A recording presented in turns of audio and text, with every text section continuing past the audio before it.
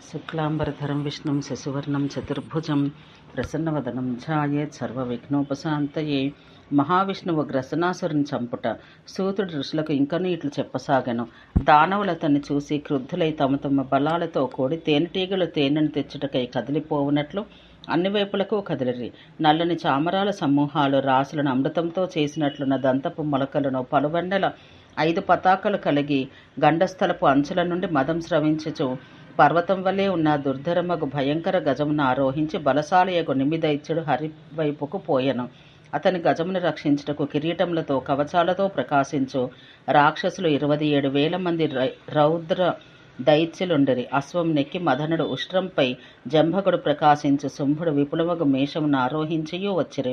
ఇతర దానవేంద్రులు ఖడ్గములను నానాస్త్రములు ధరించి క్రుద్ధులై ఆశ్చర్యకర కర్మాచరణ సమర్థుడకు విష్ణునితో యుద్ధానికి వచ్చిరి.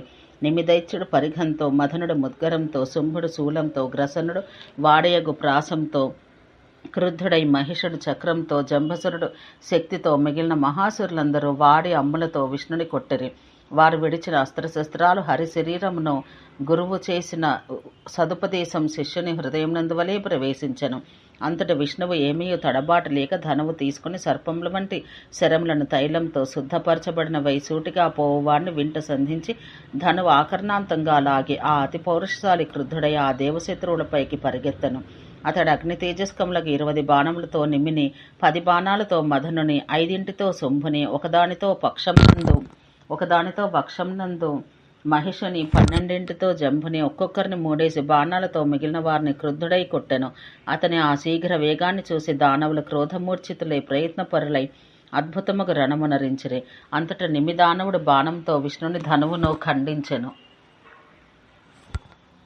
సంధించుచున్న బాణాలు ఇంకను చేతి అందుండగానే మహిషాసురుడు అది ఖండించెను.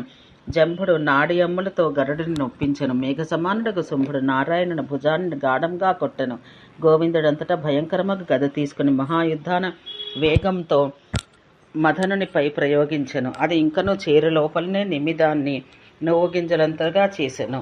హీనుని విషయాన ప్రార్థన వలె ఆ గద వ్యర్థంగా హరి దివ్య రత్నాలంకృతమగు ముద్గరం తీసుకుని నిమిదానవునిపై ప్రయోగించెను. అది వస్తూ ఇంకనూ ఆకాశమందుండగానే గదతో జంబదానవుడును, పట్టిసంతో, గ్రసనుడును, శక్తితో, మహిషుడును ఇట్లు ముగ్గురు స్వపక్ష జయకాంక్షతో దాన్ని అడ్డగించిరి.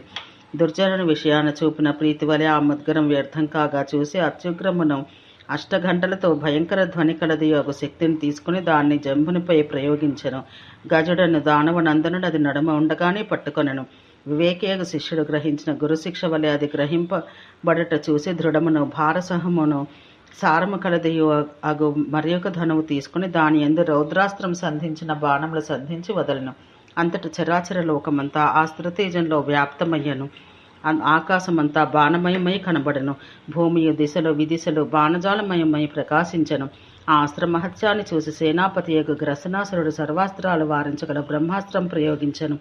దానితో లోకనాశకమగు రౌద్రాస్త్రం శాంతించెను. అది ప్రతిహతం కాగా దానవాంతకుడగు విష్ణువు సర్వలోక భయంకరమగు కాలదండాస్త్రం ప్రయోగించెను. నారాయణుడు అది సంధించుచుండ పరుషమగు వాయువు వీచెను. భూమి కంపించెను, సముద్రాలు వీచుకొనెను. ఉగ్రమగా అస్త్రాన్ని చూసి దుర్మదులకు దానవులు రణమున నానా రూపములకు నానా శస్త్రాలు ప్రయోగించిరి.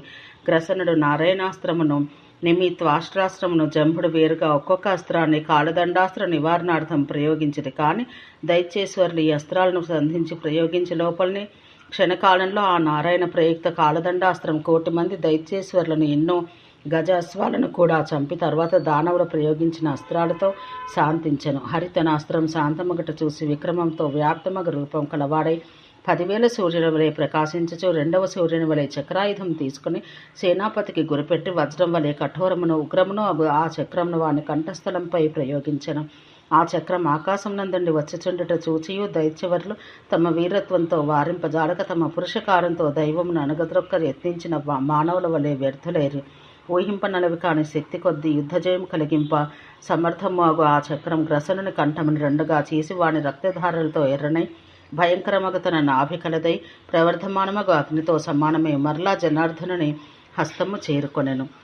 ఓం శాంతి శాంతి శాంతి.